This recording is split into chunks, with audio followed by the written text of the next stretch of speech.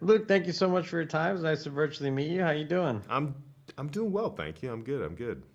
Now the real question is, how's Charlie doing? Well, I think where he ends up at the end of season two is better than where he starts off, or at least where he is in the middle. But Charlie's doing okay. He's having his little kind of time to explore and play and be a bit reckless, but he ends up in a safe place. We get him back home.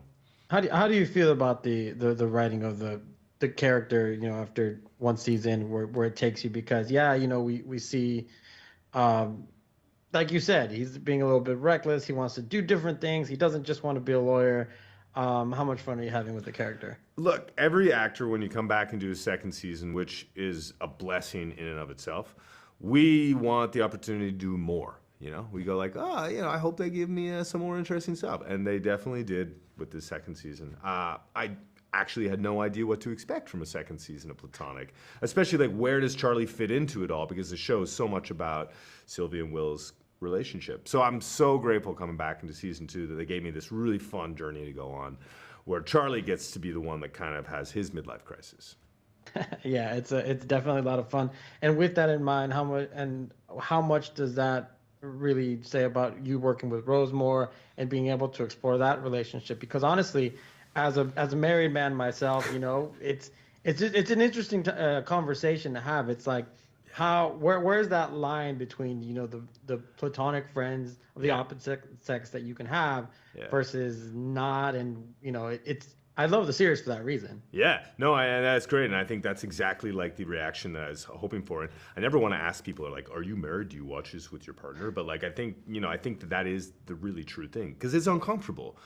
But I believe that the series is also asking a question not about like who you're allowed to be friends with, but like actually how much do you trust your partner Mm. to let them go? Like really, like to let them go and trust that you whatever you guys have built together, that it's going to be enough to come back. And I think that that's kind of what the show is.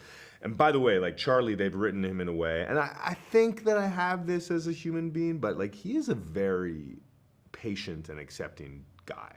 Um, and that's also really important for the show to work because we never really want to believe that Sylvia and Charlie are in any jeopardy.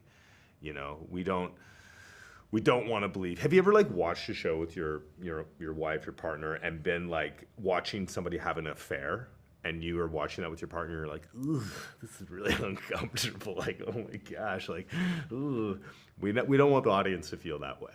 So.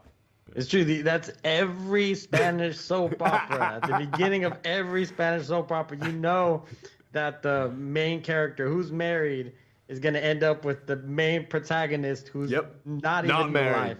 Totally. And what does that say about like the stories that we kind of tell again and again and again? Like what I love about Platonic, one of the many things is the way they reinvent sort of tropes or narratives that we've kind of come to expect, especially as it relates to women and what women are looking for in a relationship. To kind of speak to the question I was going to ask you, is really tell me about the writing and direction by Francesca, Delbanco, and Nicholas Stoller, because it does find that great balance where we're not just sticking people in places where the first answer is leave your partner. Yeah, absolutely. It's sort of about figuring out. Well, like I learned this yesterday. Nicholas is a director I've worked with before. Francesca, I knew. I had no idea. She's also a novelist, Francesca, before she sort of got into screenwriting. She has like this incredible sort of wealth of like knowledge, and she's really the sort of genesis of the idea for the show. And she, mother of three, her husband Nick, super busy, was kind of busy, and all of a sudden she looked around, all her friends were women. And she was like, wait, how did that happen? How did all my friends become women? And it was kind of like, well, that's because, your husbands are working and you're taking care of the kids and you're dropping them off at school. So I think the show really was her sort of idea. And I think it's brilliant to go like, well, what if I had a male friend? Like, what would that do to this balance and this whole ecosystem that we've created? Like, how would that change everything? So they're amazing. Nick and Francesca both as directors and writers and all the writers. So they have like at the core a really true kind of core of an idea, but then it's just funny on top of that. And that's like a whole other level of kind of writing is like the thing at the center has to be true, and then the jokes will kind of fall into place. And that's what the show does so well. Yeah, with the great cast like you guys keep the laughs coming as well. Yeah. Luke, thank you so much for a few minutes of your time. I appreciate you. I appreciate your character a lot. Thank you. It's a good time. So Thank you. thanks again, and nice to virtually meet you. Yeah, nice questions, man. I appreciate it. Take care.